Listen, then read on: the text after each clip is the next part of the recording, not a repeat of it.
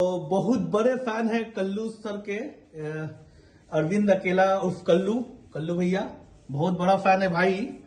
देख सकते हैं इसको, मतलब कि हम सोच नहीं सकते कि इतना बड़ा फैन भी होगा भाई।